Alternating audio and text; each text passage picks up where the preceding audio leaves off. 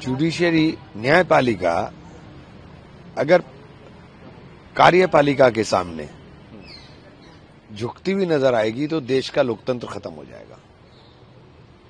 और बेहद गंभीर स्थिति है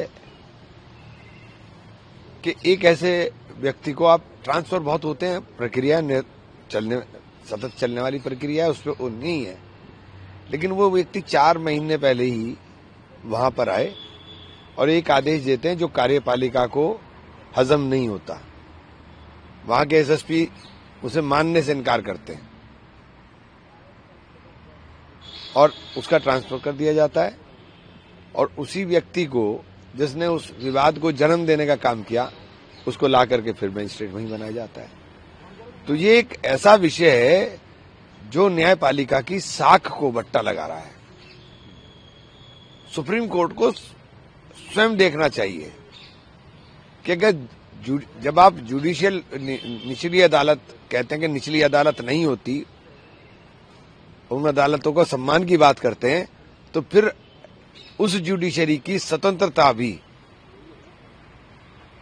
नहीं बचेगी अगर ये स्थिति होगी। तो ये बहुत गंभीर विषय है। जिस तरीके से हमने देखा कि उत्तर प्रदेश में अखिलेश यादव भी कह रहे हैं कि भाजपा एक जो परंपरा है सनातन धर्म की, उस परंपरा को तोड़ती जा रही है। देखिए, भाजपा अपने आप को, असल में क्या है कि भाजपा अपने आप को सर्वोपरि मानने लगी है।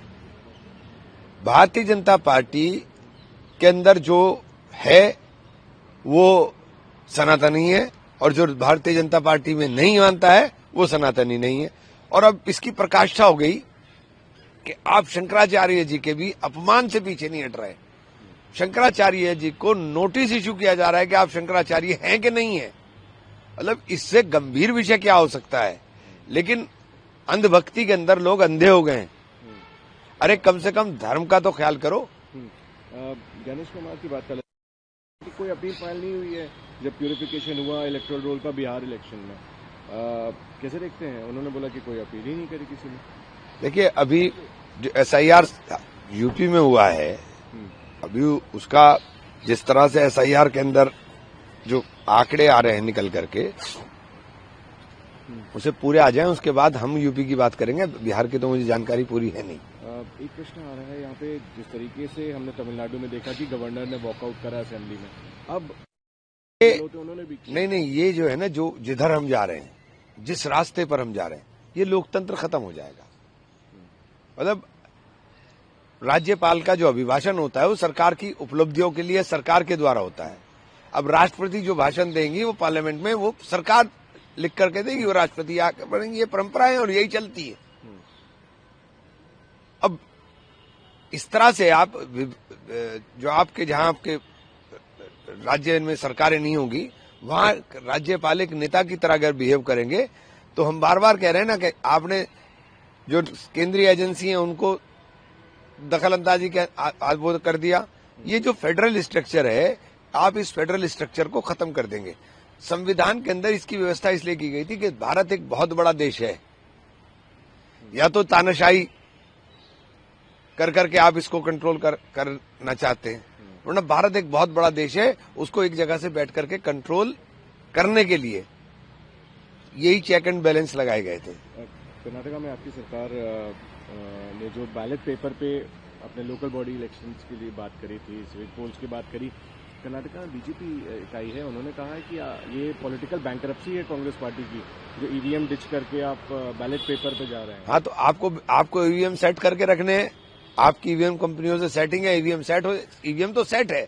मुझे इसमें कोई मतलब वो नहीं लगता है कि ईवीएम सेट नहीं है। मेरा मानना पहले दिन से है कि ईवीएम सेट है, रिजल्ट ईवीएम के हिसाब से आते हैं। रैली में भीड़ हमारी आएगी, वोट इनके निकलेंगे, तो भाई ईवीएम नहीं सेट होगी तो और क्या सेट होगा? प्रश्न रहेगा डोनाल्ड ट्रंप से लेकर, क्योंकि दावोस में उनसे पूछा जब गया कि भारत के साथ ट्रेड के बारे में, जो ट्रेड डील के बारे में हो रहा था, उन्होंने कहा कि मैं प्रधानमंत्री मोदी की काफी इज्जत करता हूं, काफी प्रेस करा उन्होंने और बोला कि बहुत बड़ी अच्छी डील होगी भारत के साथ। ही उन्होंने देखिए, भारत के साथ डील होगी या नहीं होगी, लेकिन अमेरिका बर्बाद होगा, इतना मुझे पता है। जिस रास्ते के ऊपर अमेरिका चल रहा है उस रास्ते पर अमेरिका बर्बाद होगा। अभी आप देख लीजिएगा जो हालात हो रहे हैं, जिस तरह से ट्रंप का काम चल रहा है। अब अभी पहले ईरान के ऊपर था, अब ईरान ने सख्ती दिखाई तो ईरान से थोड़ा सा हटे हुए हैं। अब बेचारे यूरोपियन यूनियन में जो वो तो किसी का दोस्त नहीं है, वो किसी का भी दोस्त नहीं है, तो ये बर्बाद होना अल्टीमेट। वो अमेरिका को खत्म करके हटेगा, वो भी मतलब सेल्फ डिस्ट्रक्टिव मोड में है।